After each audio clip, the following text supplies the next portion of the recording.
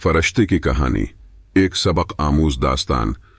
एक बार की बात है कि एक छोटी से गांव में एक बच्चा रहता था जिसका नाम अली था।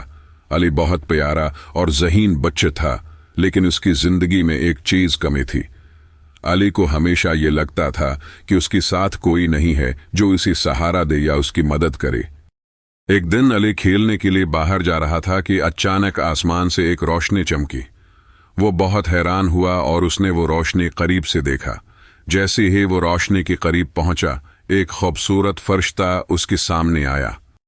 फरिश्ता बहुत ही खूबसूरत था। उसके पांव जमीन पर नहीं टिक रहे थे और उसके परों से एक नर्म रोशनी निकल रही थी।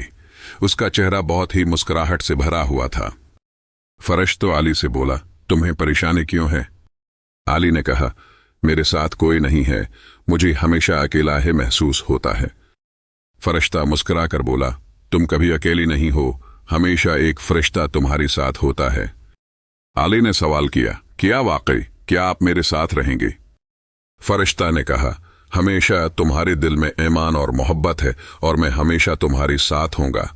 तुम्हें कभी अकेला महसूस नहीं होना चाहिए। उसके बाद फरिश्ता ने अली की जिंदगी में कुछ खास बातें बताएं, जैसे कि इंसानों को एक दूसरे का ख्याल रखना चाहिए, मोहब्बत और हमदर्दी के साथ जिंदगी गुजारनी चाहिए और कभी भी मुश्किल हालात से नहीं घबराना चाहिए क्योंकि अल्लाह हमेशा अपने बंदों की मदद करता है। अली ने फरिश्ते की बातें बहुत गौर से सुने और उसके दिल में एक नई रोशनी आ गई। उसने अपने दिल में ये अज़्म किया कि वो हर किसी के साथ मोहब्बत और भलाव के साथ पेश आएगा और कभी अकेला नहीं महसूस करेगा। फरिश्ता अली की कंधी पर हंसते हुए बोला, याद रखो, तुम्हें कभी अकेला नहीं छोड़ा जाएगा।